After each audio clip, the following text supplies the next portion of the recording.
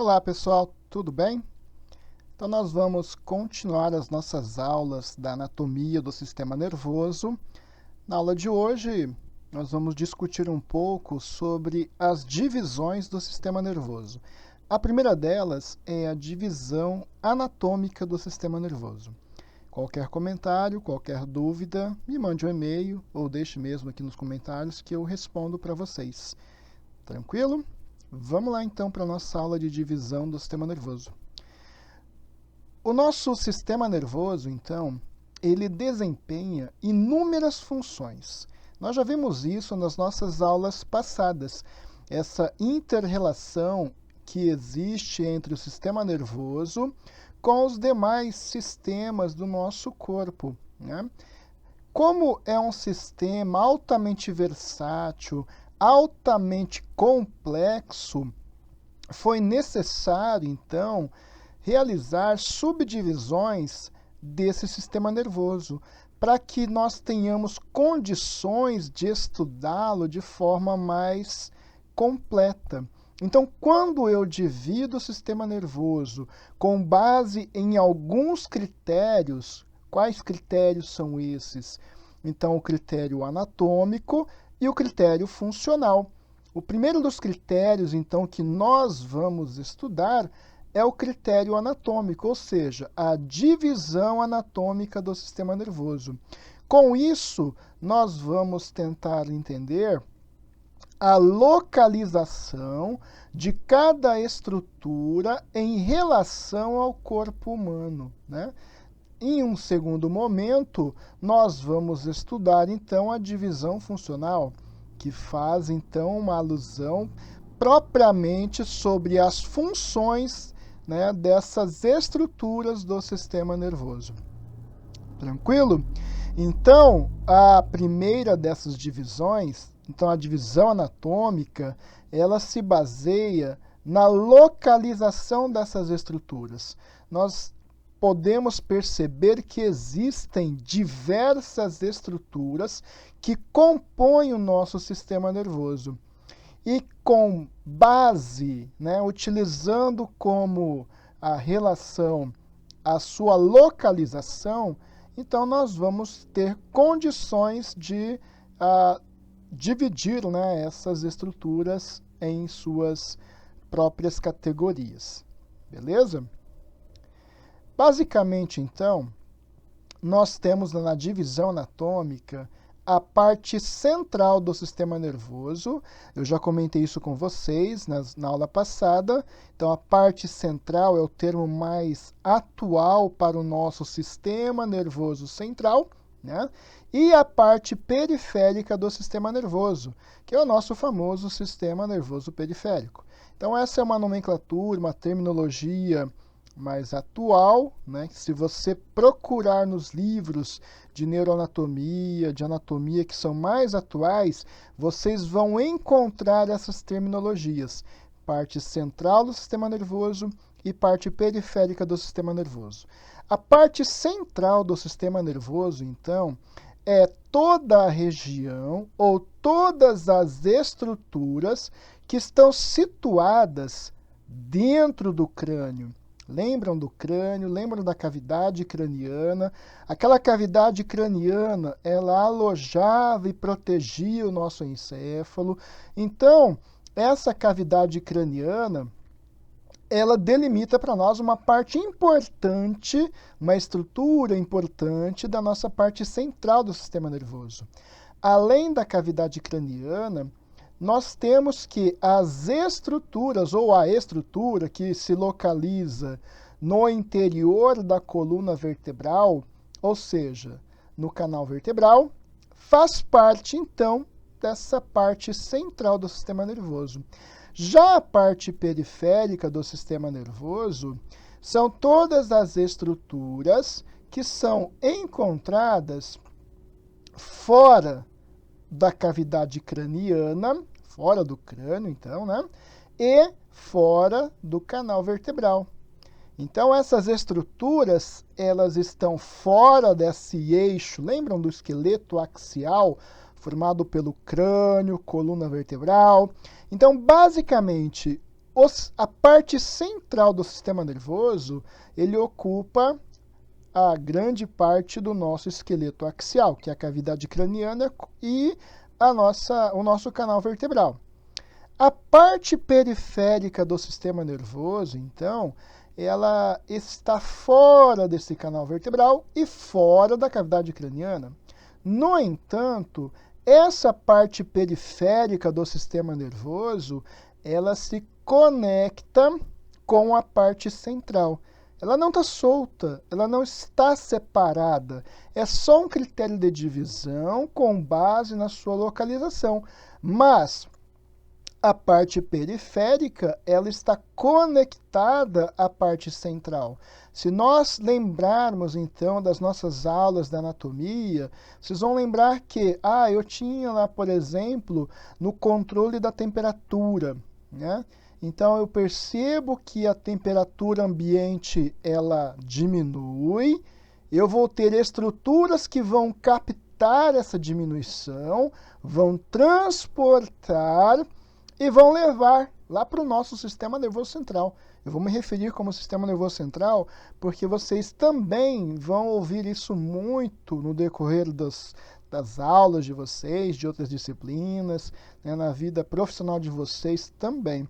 Então, nós temos que existem estruturas que captam essas informações e transportam para o sistema nervoso central.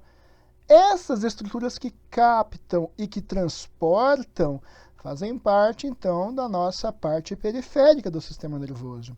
Então, elas estão intimamente relacionadas, intimamente conectadas para desempenhar uma função, né, importante. Tudo bem? Então, vamos continuar, então. Observando nessas imagens, nós temos aqui o crânio. Foi feito um corte frontal aqui no crânio, um corte coronal, para que nós possamos observar que no interior da cavidade craniana existe o nosso encéfalo. Vocês se lembram que eu já disse para vocês em aulas anteriores a diferença de cérebro para encéfalo, né? Então, muitas vezes, quando tem aquela tradução do termo brain, né? Brain, que é do inglês, traduz para cérebro, na verdade, o termo correto é encéfalo. Encéfalo é o todo. O cérebro, como eu já disse para vocês, é uma parte do encéfalo. Então, aqui nós temos o encéfalo e dentro do canal vertebral nós temos a medula espinal, né? Então, tudo isso aqui dentro, né, do canal vertebral, a nossa medula espinal.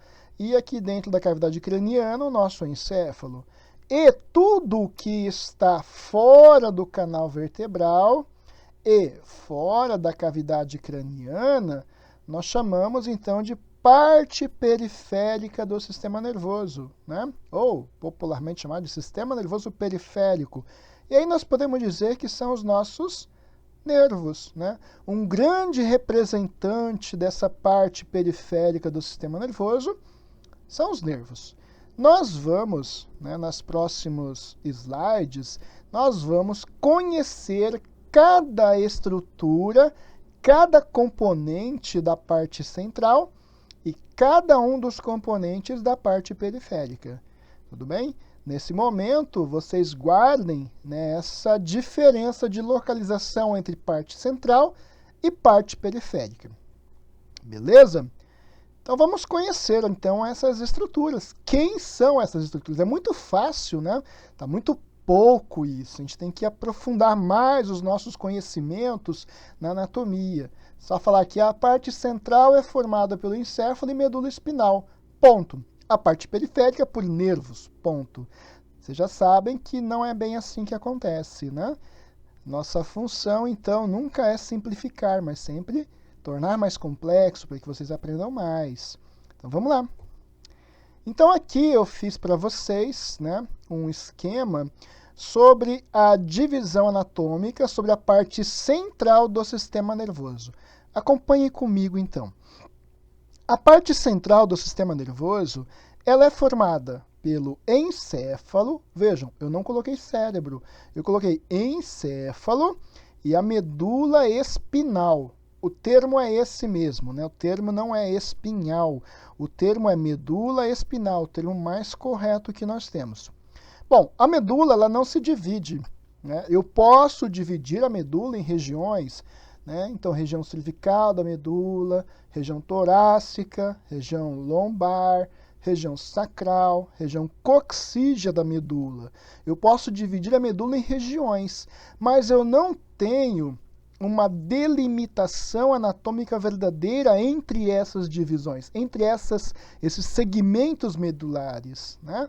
Então, a medula como um todo, ela é um constituinte, então faz parte, né, do sistema nervoso central, ou da parte central do sistema nervoso, medula espinal e o encéfalo.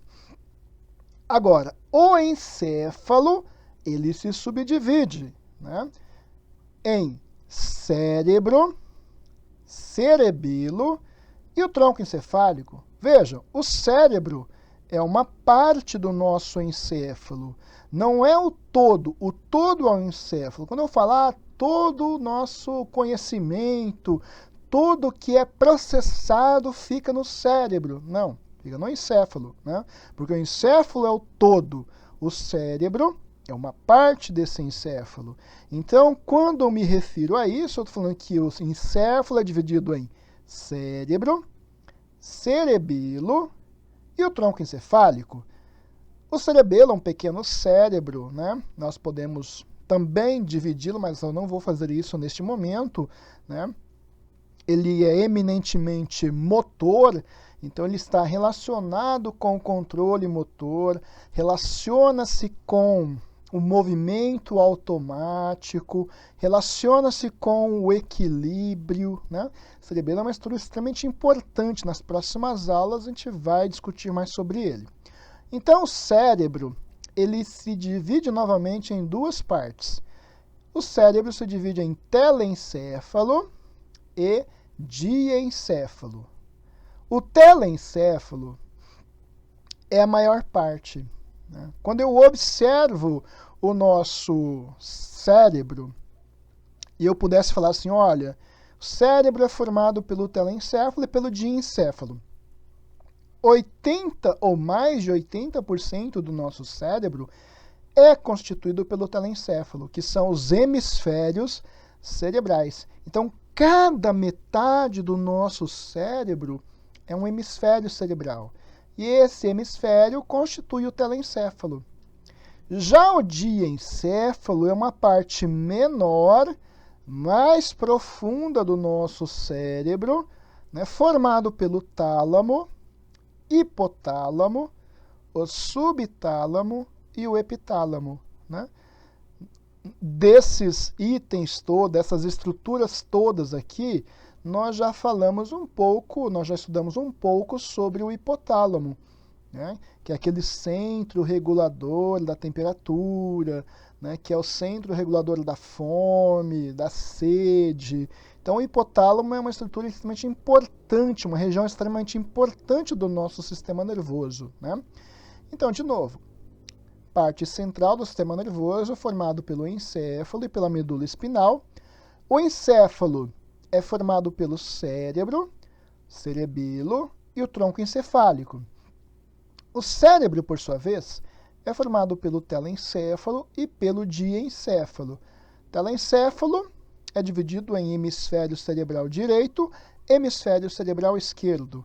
O diencéfalo, por sua vez, é constituído pelo tálamo, pelo hipotálamo, pelo subtálamo e pelo epitálamo.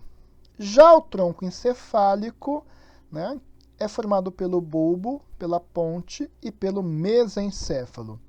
Tronco encefálico, guardem essa estrutura, porque é extremamente importante para nós. E por que extremamente importante? Lá no tronco encefálico se localizam os chamados centros vitais, ou seja, uma das funções do tronco encefálico é o que nós chamamos de funções neurovegetativas, ou as funções pertinentes à manutenção da vida do indivíduo, né? não tem nada a ver com consciência, não tem nada a ver com funções superiores. A gente vai ver que isso até tem relação, mas a função mais importante do tronco encefálico são as nossas funções neurovegetativas. Beleza? Guarde bem isso é extremamente importante, né? Nas provas de anatomia, né, costumam-se pedir a divisão anatômica completa do sistema nervoso.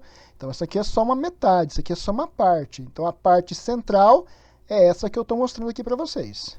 Eu vou deixar isso aqui depois como um arquivo para vocês baixarem, né? Eu vou colocar mais coisas, algumas informações a mais para tornar mais completo.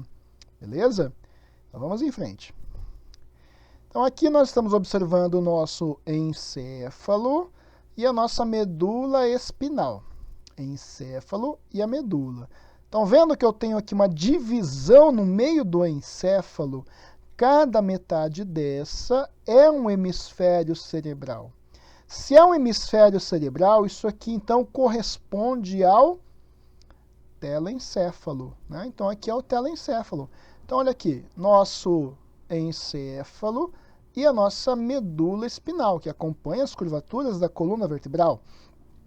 Eu tenho, então, o cérebro, o cerebelo, e na frente do cerebelo o tronco encefálico. O cérebro, o cerebelo aqui posterior, e aqui na frente o tronco encefálico. Vamos ver uma outra imagem melhor que essa. Então, aqui, uma imagem mais aproximada, mais ilustrativa, mostrando o nosso encéfalo. Tudo que está na cavidade craniana é o nosso encéfalo. Então, aqui eu tenho o cérebro, aqui o cerebelo, e aqui o nosso tronco encefálico.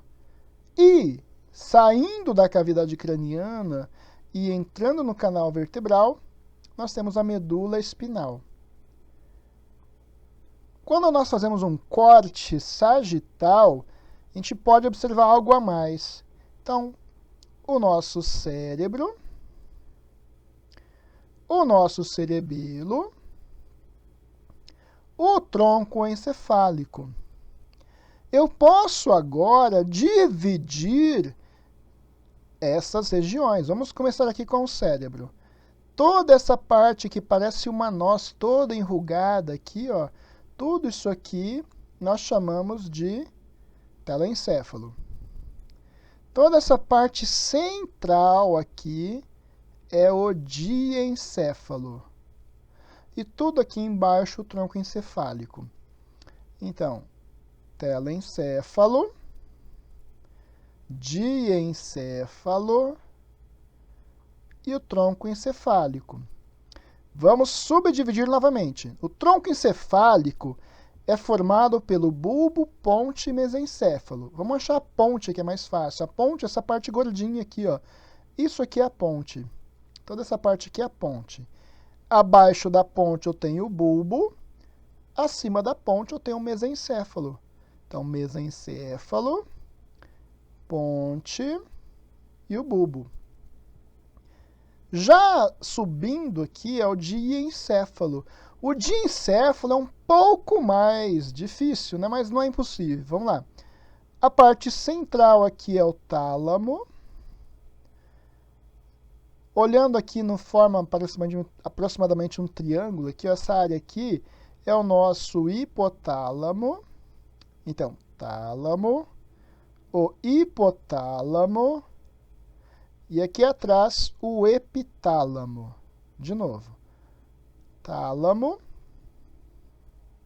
o hipotálamo.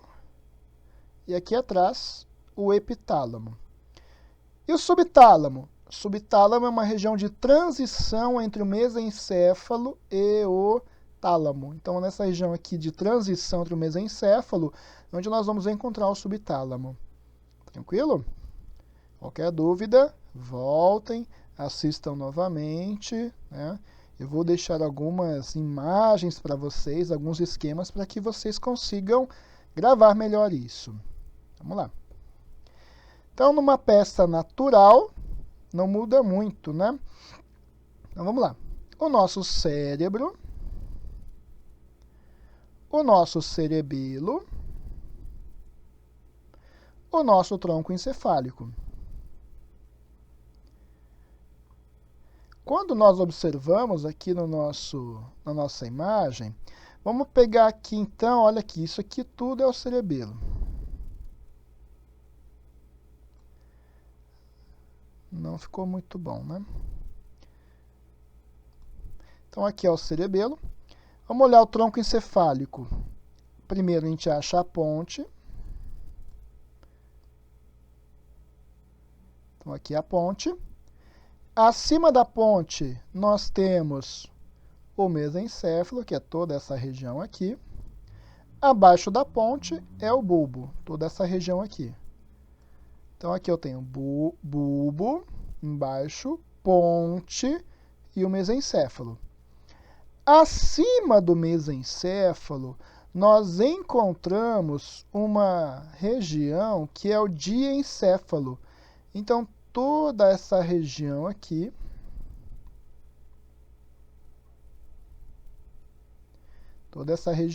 é o diencéfalo. Nós vimos que o diencéfalo é formado por algumas estruturas. Então, vamos lá, essa parte central aqui é o tálamo. Essa parte central aqui é o tálamo. Atrás do tálamo, essa bolinha aqui, ó, é o epitálamo. E aqui à frente e abaixo do tálamo é o hipotálamo. Então, eu tenho o tálamo, hipotálamo e o epitálamo. Como eu disse para vocês, o subtálamo é uma região de transição entre o mesencéfalo e o diencéfalo. E toda a parte maior, toda essa parte maior aqui em cima, são os nossos hemisférios cerebrais, o nosso telencéfalo. Então, cada voltinha dessa aqui é chamada de giro encefálico. Então, cada uma dessas voltas é um giro, né? E esses giros, eles existem, né, justamente para aumentar a área de superfície do nosso cérebro. Um detalhe legal que nós vamos perceber depois é que cada voltinha dessa, elas recebem nomes.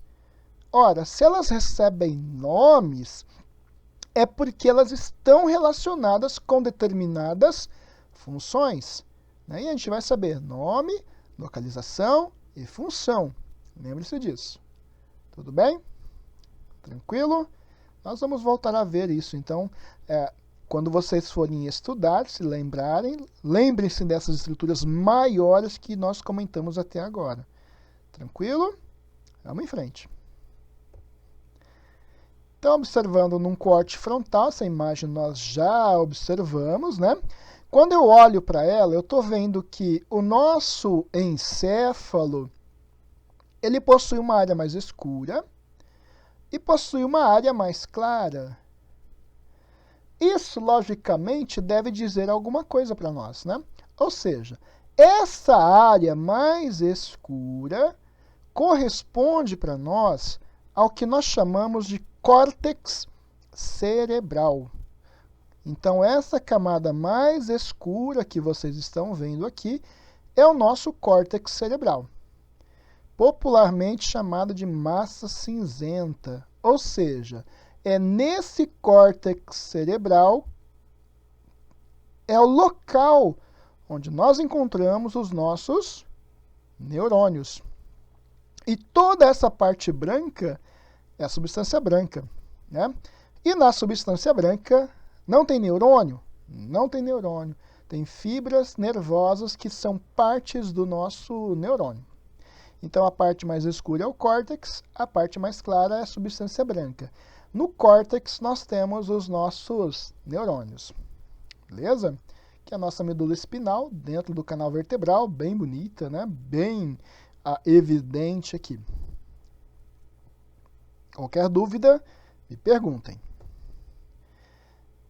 Vamos falar, então, da parte periférica do sistema nervoso. Então, se eu tinha a parte central, eu tenho agora a parte periférica, ou, como queiram, o nosso sistema nervoso periférico. toda a parte ou toda a estrutura localizada fora da cavidade craniana e fora do canal vertebral. Então, essa é a nossa parte periférica do sistema nervoso. Beleza?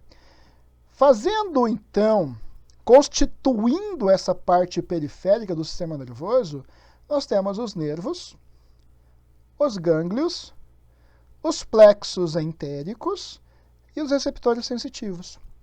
Os nervos são conjuntos de fibras nervosas localizadas fora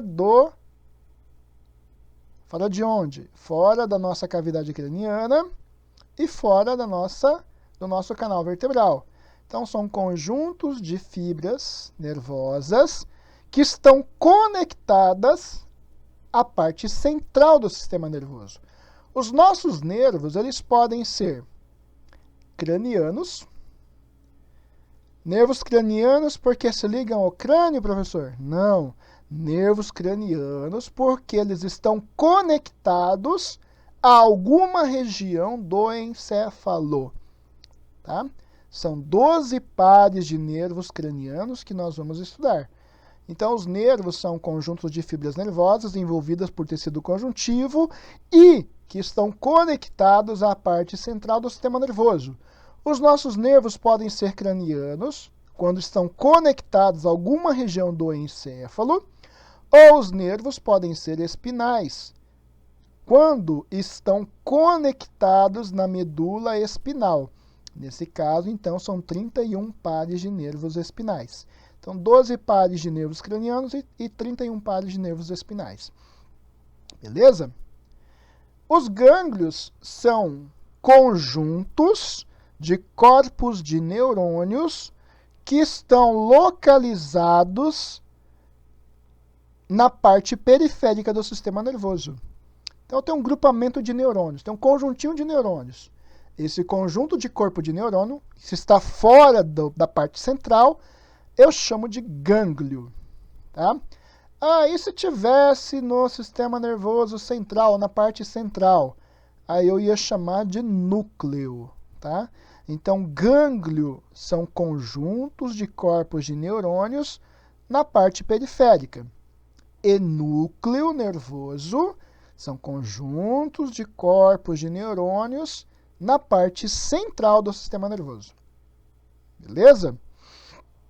Os plexos entéricos são grupos de neurônios e fibras, ou seja, prolongamentos de neurônios que estão relacionados ao controle motor, à secreção e à absorção no trato gastrointestinal.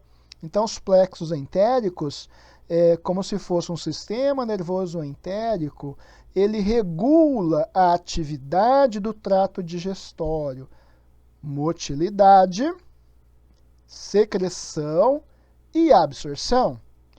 Nesses plexos entéricos, nós temos neurônios, nós temos gânglios, nós temos fibras nervosas, nós temos nervos entéricos, né? Então, é todo um sistema, né, completo ali. E os nossos receptores, né? Nós já vimos isso quando eu falei para vocês de tegumento, falei de pele, né? Então, eu não vou voltar a falar. Então, os receptores são os mecanorreceptores, encontrados em músculo, encontrados em articulações, em ligamentos, em tendões, né? Que estão, nos mandam informações basicamente proprioceptivas, né? Os termorreceptores localizados por todo o nosso corpo e que informam para a nossa parte central, né, sobre variações na temperatura. Os quimiorreceptores sobre as concentrações químicas no sangue e os nociceptores ou nocireceptores que estão relacionados aos estímulos dolorosos, né? Então, essa é a nossa parte periférica do sistema nervoso. Tranquilo? Vamos em frente. Então, observando essa imagem, né, os nervos cranianos, então são os 12 pares de nervos que estão conectados a alguma estrutura do encéfalo. Geralmente esses nervos, né, eles têm ação na cabeça, no pescoço, mas eu tenho nervos cranianos que vêm para o tórax, para o abdômen, né? Então tem vários desses nervos, são pares, tá? Então 12 pares de nervos cranianos. E eu tenho os nervos espinais que estão conectados na medula espinal. Esses nervos espinais totalizam 31 pares, né? Então olha aqui, conectados na medula, formando depois os nossos nervos periféricos. Então essa outra imagem mostra todo o nosso conjunto, né? A parte central, aqui dito sistema nervoso central, formado pelo encéfalo e pela medula espinal, e o sistema nervoso periférico, a nossa parte periférica do sistema nervoso, na qual é constituída pelos nervos cranianos, nervos espinais, gânglios, né? O que é um gânglio mesmo? Nós já vimos isso. Os plexos entéricos no intestino delgado, intestino grosso, esôfago, estômago e os receptores sensitivos. Tudo bem?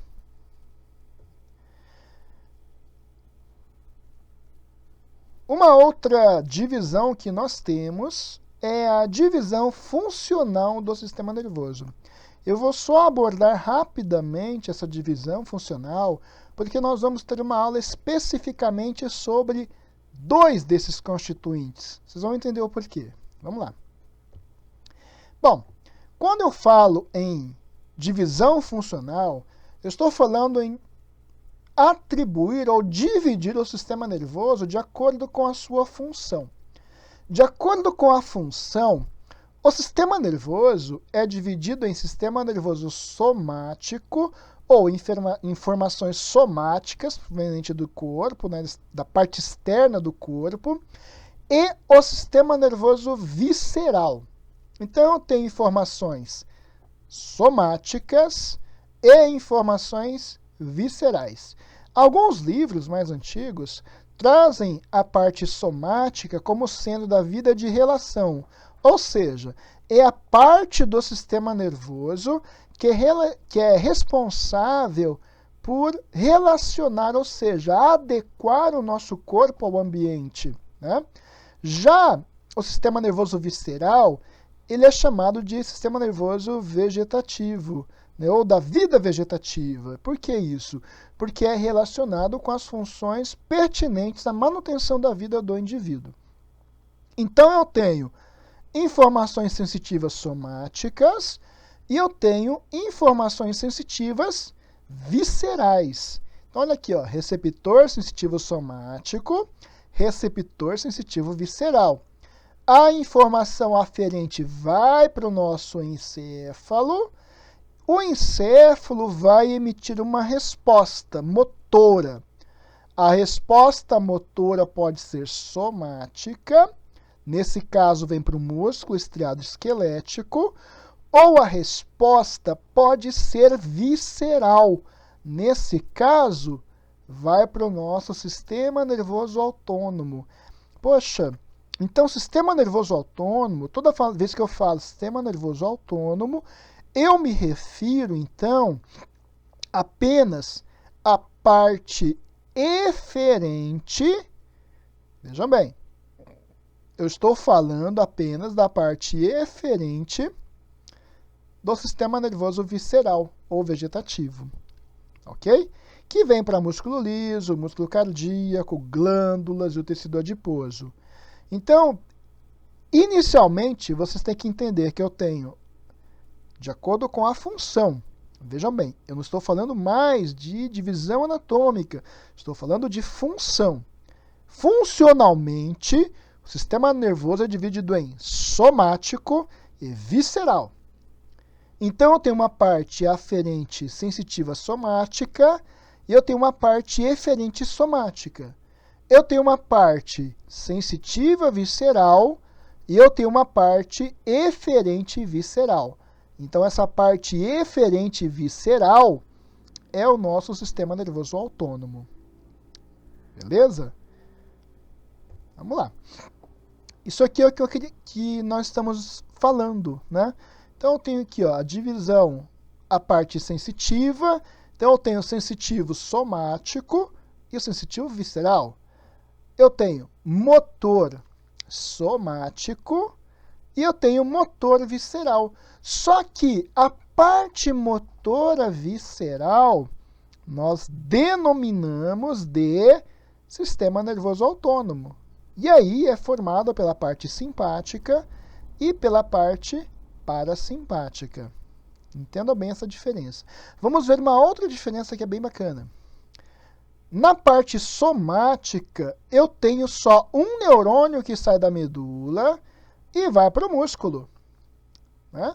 Então, eu tenho uma conexão de um neurônio que sai da medula espinal e termina lá no nosso músculo.